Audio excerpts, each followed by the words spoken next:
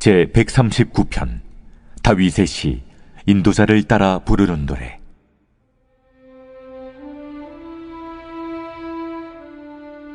여호와여, 주께서 나를 살펴보셨으므로 나를 아시나이다.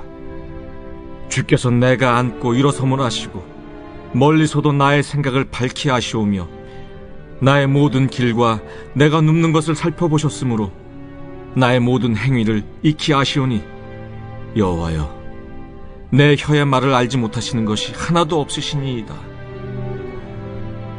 주께서 나의 앞뒤를 둘러싸시고 내게 안수하셨나이다. 이 지식이 내게 너무 기이하니 높아서 내가 능히 미치지 못하나이다. 내가 주의 영을 떠나 어디로 가며 주의 앞에서 어디로 피하리이까? 내가 하늘에 올라갈지라도 거기 계시며 스올에 내 자리를 펼지라도 거기 계시니이다.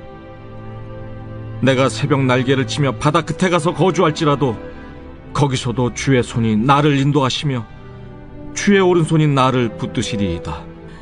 내가 혹시 말하기를 흑암이 반드시 나를 덮고 나를 두른 빛은 밤이 되리라 할지라도 주에게서는 흑암이 숨기지 못하며 밤이 낮과 같이 비추이나니 주에게는 흑암과 빛이 같음이니이다. 주께서 내 내장을 지으시며 나의 모태에서 나를 만드셨나이다. 내가 주께 감사하옴은 나를 지으심이 심히 기묘하심이라. 주께서 하시는 일이 기이함을 내 영혼이 잘 아나이다. 내가 은밀한 데서 지음을 받고 땅의 깊은 곳에서 기이하게 지음을 받은 때에 나의 형체가 주의 앞에 숨겨지지 못하였나이다. 내 형질이 이루어지기 전에 주의 눈이 보셨으며 나를 위하여 정한 날이 하루도 되기 전에 주의 책에 다 기록이 되었나이다. 하나님이여, 주의 생각이 내게 어찌 그리 보배로우신지요. 그 수가 어찌 그리 많은지요. 내가 세려고 할지라도 그 수가 모래보다 많도소이다. 내가 깰 때에도 여전히 주와 함께 있나이다. 하나님이여, 주께서 반드시 악인을 죽이시리이다. 피 흘리기를 즐기는 자들아, 나를 떠날지어다. 그들이 주를 대하여 악하게 말하며 주의 원수들이 주의 이름으로 헛되이 맹세하나이다. 여호와여, 내가 주를 미워하는 자들을 미워하지 아니하오며 주를 치러 일어나는 자들을 미워하지 아니하나이까? 내가 그들을 심히 미워하니 그들은 나의 원수들이니이다. 하나님이여, 나를 살피사 내 마음을 아시며 나를 시험하사 내 뜻을 아옵소서. 내게 무슨 악한 행위가 있나 보시고 나를 영원한 길로 인도하소서.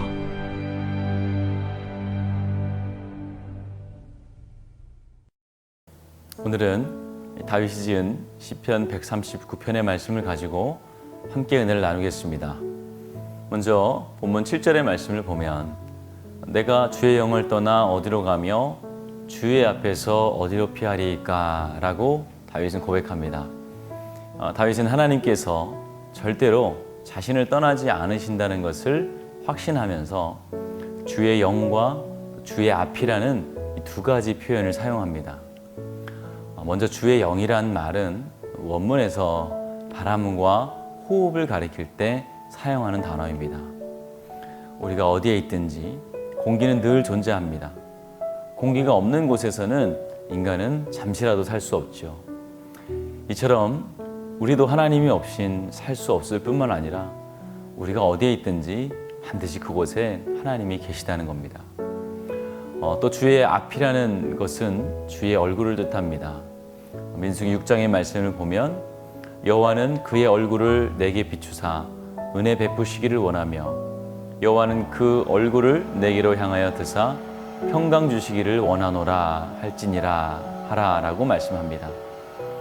이스라엘 사람들은 하나님의 얼굴을 떠올릴 때 태양을 생각했습니다. 모든 만물이 햇빛이 없이 살아갈 수 없듯이 하나님의 얼굴빛이 베푸시는 은혜가 아니고선 도저히 살아갈 수 없다는 뜻이죠. 이처럼 어디에나 계시고 언제든지 우리를 도우시는 분이 바로 하나님이십니다. 그 대표적인 예가 바로 요나입니다. 요나가 하나님의 말씀을 거부하고 배에 올랐을 때 그는 배 가장 밑창 깊은 곳에 숨어 있었습니다. 그러나 그곳에서도 하나님이 계셨고 또 요나를 찾아오셨습니다.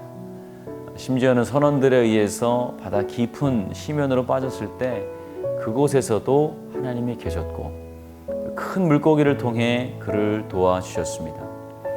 물고기 뱃속에서도 역시 하나님이 계셨고 그 안에서 회개하여 구원을 받게 하십니다. 이것을 통해서 우리가 깨닫는 것은 하나님은 우리가 피할 수 없는 분이고 또 우리가 하나님을 부정할지라도 부정하는 그 순간에도 하나님은 여전히 우리와 함께 계시다는 사실입니다. 우리는 이와 같은 하나님의 도우심과 인도하심을 인식하고 느끼는 삶을 살아야 합니다. 이것을 깨닫게 되고 또 느끼게 될 때 두려움을 극복하고 살아갈 수 있기 때문입니다. 인간의 모든 두려움 중 가장 근원적인 두려움은 바로 죄의 문제로부터 온 것입니다. 죄로 인한 하나님과의 분리와 또 죽음의 공포라는 것이죠. 그러나 본문의 말씀처럼 어떠한 상황 가운데서도 하나님이 우리를 떠나지 않는 것을 인식하는 사람은 더 이상 죄로 인한 공포에 쌓일 필요가 없다는 것입니다. 비록 내가 죄를 범했을지라도 하나님 앞에서 숨거나 피할 수 없다는 것을 알기 때문에 하나님 앞에서 도망치거나 또 죄를 숨기려 하지 않고 오히려 담대하게 나와서 회개하게 되는 것입니다. 더 나아가서는 하나님이 함께 하심을 인식하고 또 의식하기 때문에 이전보다 더 적극적으로 의를 행하고 선한 삶을 살려고 노력하게 된다는 것입니다. 또한 본문 9절과 10절 말씀을 보면 내가 새벽 날개를 치며 바다 끝에 가서 거주할지라도 거기서도 주의 손이 나를 인도하시며 주의 오른손이 나를 붙드시리이다 라고 고백합니다. 요나가 바닷속 가장 깊은 곳에 있을 때 하나님은 그와 함께 하고 계셨습니다. 다윗도 험난한 삶을 살았던 사람이죠. 쫓기는 삶 가운데 광야와 또 굴 속에도 숨어야 했고 때로는 원수 블레셋에까지 숨어 목숨을 부지해야만 했습니다. 당시 다윗이 하나님이 자신과 함께 하신다는 것을 인식하고 또 인정하기란 참으로 힘든 것이었을 겁니다. 그러나 그가 감정으로 하나님을 느끼든 느끼지 못하든 그것은 중요한 것이 아니죠. 하나님은 오늘 말씀과 같이 다윗이 있는 그곳에 그곳이 어디든 함께 하셨고 또 그를 도와주셨습니다. 그리고 결국 그를 예루살렘으로 돌아오게 하셨다는 것입니다. 그 하나님이 지금 저와 여러분과 함께 하시는 동일한 하나님이십니다. 지금 여러분이 예배하는 곳이 교회가 아니라고 염려하시는 분이 계실 수 있습니다. 그러나 여러분 염려하지 마십시오. 하나님은 어디에나 계십니다. 여전히 우리에게 얼굴을 비추고 또 은혜를 베푸시는 분이십니다. 오늘도 나와 함께 하시는 하나님을 우리가 인식하고 느끼고 또 동행해야겠습니다. 우리 하나님이 나와 함께 하심을 아는 사람은 더 이상 어둠에 다니지 않고 빛 가운데로 다니게 되며 또 죄의 고통 가운데 두려움 가운데 살지 않고 주님의 복된 삶을 누리게 될 줄 믿습니다. 오늘도 주와 함께 동행하시는 우리 성도님들의 삶이 되시기를 주님의 이름으로 축원합니다. 기도하겠습니다. 좋으신 아버지 하나님, 은혜와 사랑을 감사합니다. 우리가 어디에 있든지 무엇을 하든지 하나님이 우리와 함께 하시며 우리를 도우심을 믿습니다. 때로 우리가 연약하여서 죄를 범할 수도 있고 하나님이 계신지 안 계신지 우리 마음속에 의심이 들 때도 있으나 그때에도 하나님은 우리와 함께 하시며 우리의 믿음을 돕는 줄 믿습니다.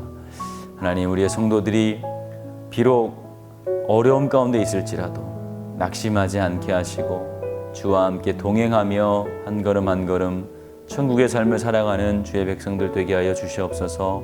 주의 사랑하는 교회를 주님께서 축복하실 줄 믿습니다.